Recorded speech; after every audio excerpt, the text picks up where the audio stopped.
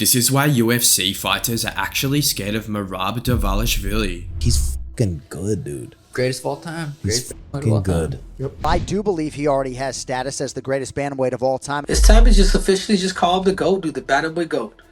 With a 13-fight winning streak, 4 UFC champions destroyed, and 2 hype trains badly derailed, Merab Dvalishvili has already established himself as the bantamweight GOAT in the eyes of many, and his record, combined with his skills and a crazy pressure style, is why any UFC bantamweight should be very afraid.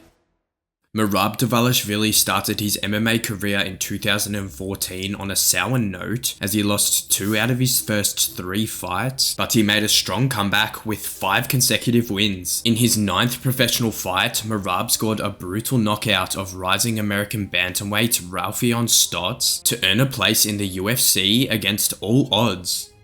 You're in! You're in! Merab joined the UFC bantamweight division with a lot of energy, but things didn't start well as he lost his first 2 fights against Frankie Saenz and Ricky Simon. Merab's 3rd UFC fight against Petr Yan was the last fight on his UFC contract, and had he lost, his dream of staying in the UFC would have ended, so all he wanted was a win. I want to mix it up. I don't want to only strike him. I want to take him down. I want to hold it. I want to, I just want to win. Merab didn't just win on fight night, he mauled Ware for 3 rounds to show UFC fans what he was capable of, and with his losses now behind him, he was looking for bigger days ahead. I love fighting, that's all I want, so and then I don't care whatever happened before, I'm ready for next. That big win lit a fire under Merab as he went on to win 5 fights in a row and proved he belonged with the top guys in the division. That's when fans really started to see how dangerously good he was.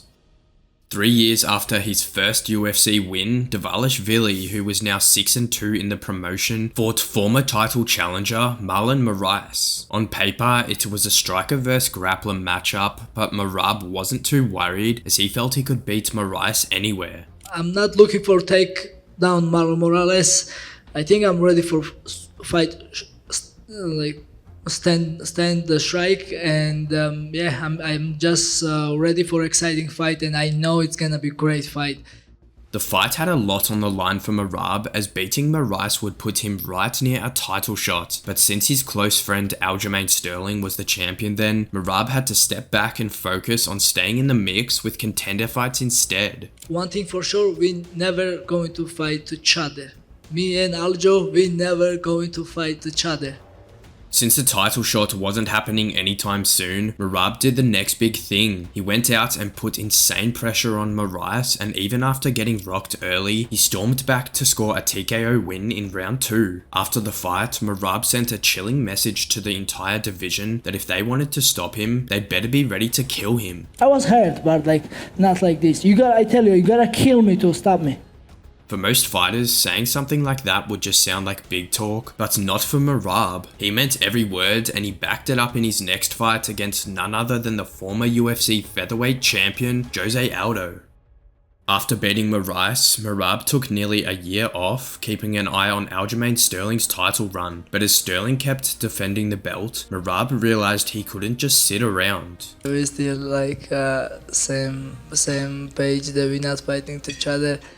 Merab soon returned to action, taking non-title fights to climb up the ranks. Standing in his way was Jose Aldo, who was coming off 3 big wins against Marlon Vera, Pedro Munoz, and Rob Font. He's amazing fighter everywhere, even we all see how he beat Chito Vera. He take his back and control from last round, and yeah, if he needs, he can use it, but yeah, I'm ready for everything, Merab knew beating Aldo would be huge for his career, but he wasn't chasing a knockout or trying to prove a point. I want to win against legend Jose Aldo. I don't care how I can win, The win against him, that makes me, it's already huge for me, and this is big win. Every win UFC is big, but a win against Jose Aldo means a lot for me, and this is huge and life-changing for me.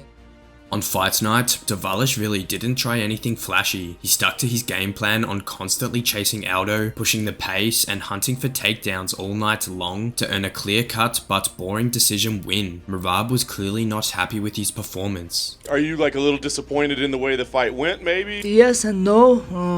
Yeah, of course I want a more excited fight, and I want to take him down, but he was good.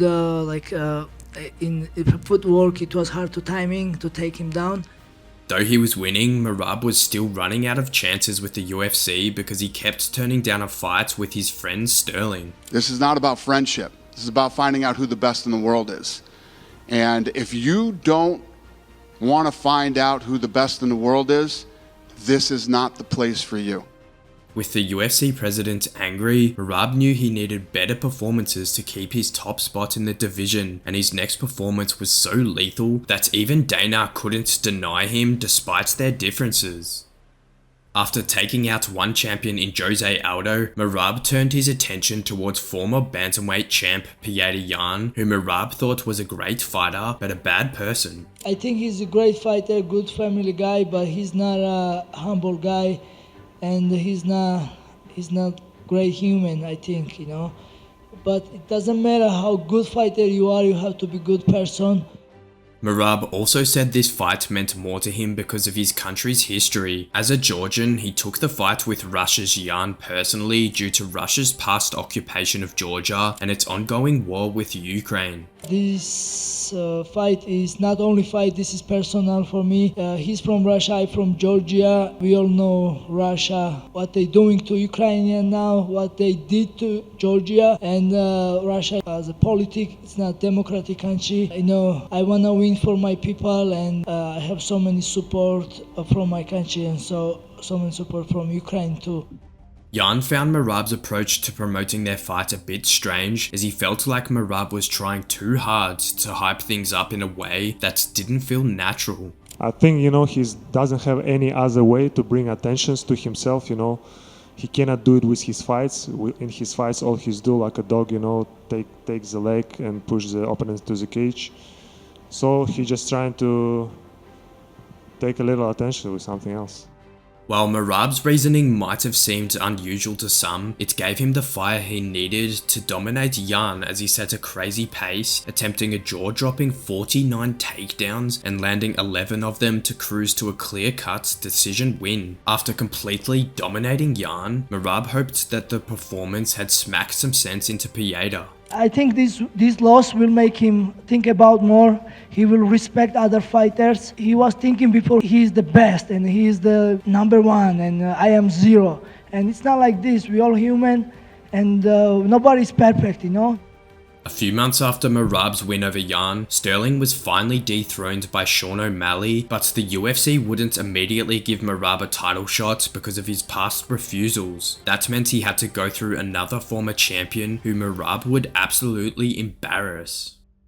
At UFC 298, Merab Dvalishvili took on Henry Cejudo, the former double champ who had most recently lost to Aljamain Sterling when he was still the champ at UFC 288. So Cejudo was attempting to redeem himself and hoping to earn title shots at bantamweight and featherweight by taking out Merab. I lost my last fight through split decision, but the goal is I'm not wavering from the goal of going up.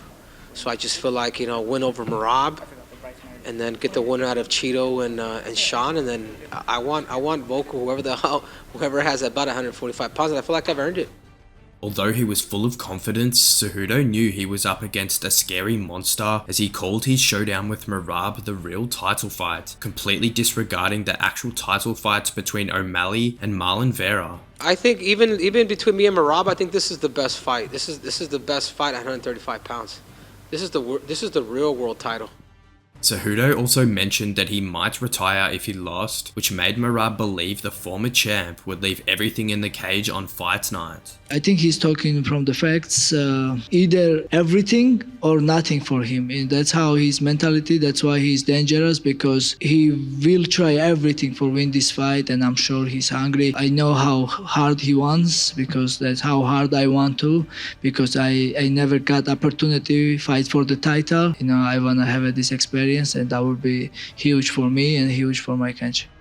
When the cage door closed, Merab dominated Cejudo with pressure and non-stop cardio. At one point, he even picked up the Olympic gold medalist like a sack of potatoes and slammed him down. When the dust settled, Dvalishvili had solidified himself as the division's rightful #1 contender with a comfortable decision win. I probably should have just fucking went down, dude. With 10 consecutive wins on his resume and 3 UFC champs dominated consecutively, Merab earned his shot at the belt against Sean O'Malley, the UFC's biggest star, who was about to face a career-altering beatdown. Heading into their fight at UFC 306, Sean O'Malley was super cocky as he claimed he was 1 or 2 wins away from surpassing Conor McGregor as the UFC's biggest star. Conor was good on the mic. The accent, the words that he chose, he was very good on the mic. Performances, he had a couple good performances. But I'm consistent right now. I'm fighting a lot, so that's what I bring. During the press conference, O'Malley claimed he'd knock Merab out the same way he had stopped Sterling to win the belt at UFC 292. Rob is stupid, but not, well, he might be that stupid. We'll find out Saturday night. And, I think I'm going to get it done the way I always get it done. I'm going to put this dude face first.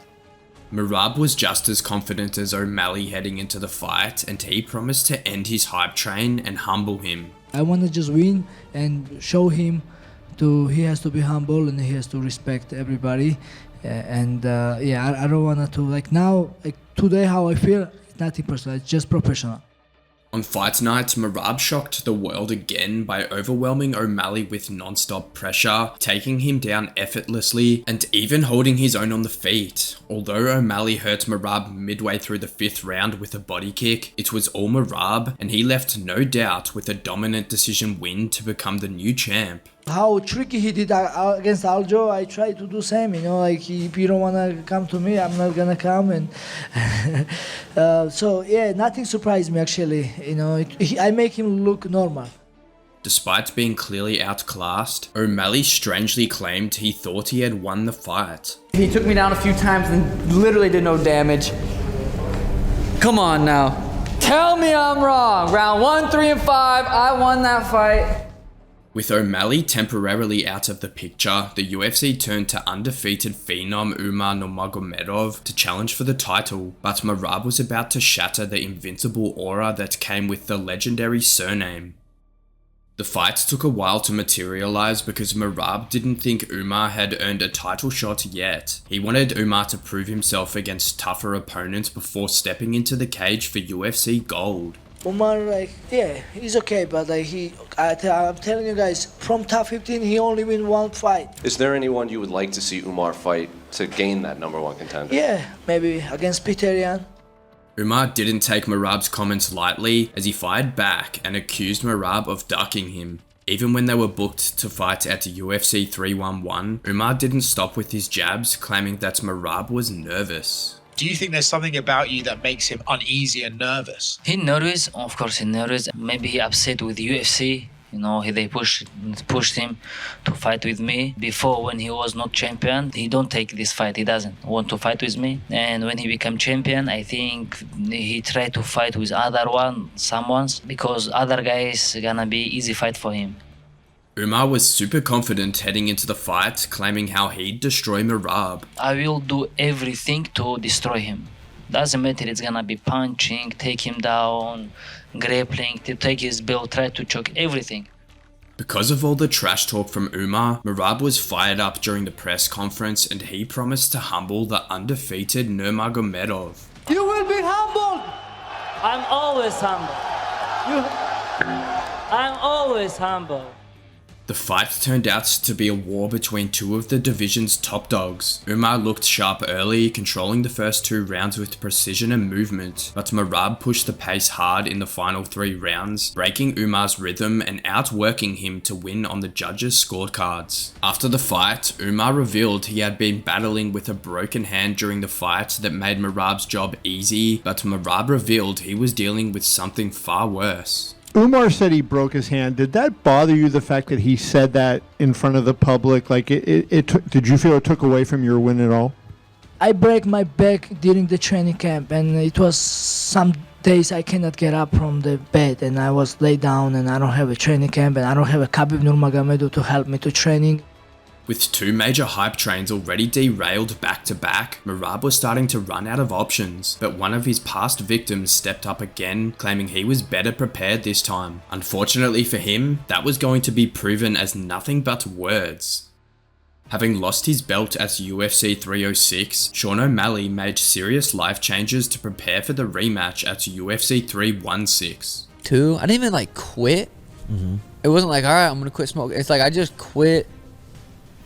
I just stopped. I just didn't really like the way it made me feel. And I'm not overeating. My sleep's better. O'Malley made these changes because he had a point to prove, not just that he could win the belt back, but that he was truly better than Merab. What is the most important thing here, getting the title back or beating Merab and proving you can beat him? Beating Merab, 100%.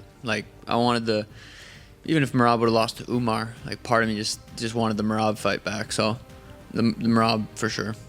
As for Merab, he just wanted to beat the crap out of O'Malley to prove that he was levels above him. Like I said before, I'm looking for finish, but if I have to beat the shit out of him in 5 rounds, I'm ready to do that too.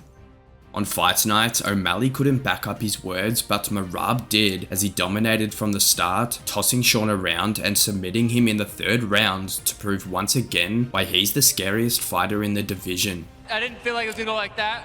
Unfortunately, it is. Merab Dvalishvili is slowly climbing up the GOAT ladder, not just at bantamweight, but overall. He is currently on a 13-fight winning streak and is 3 wins away from equaling Anderson Silva's record for the most consecutive wins in the UFC. Will he be able to achieve that and more? Let us know your thoughts in the comments. If you enjoyed the video, subscribe to the channel and check out times where cocky UFC fighters actually backed up their words and destroyed their opponents.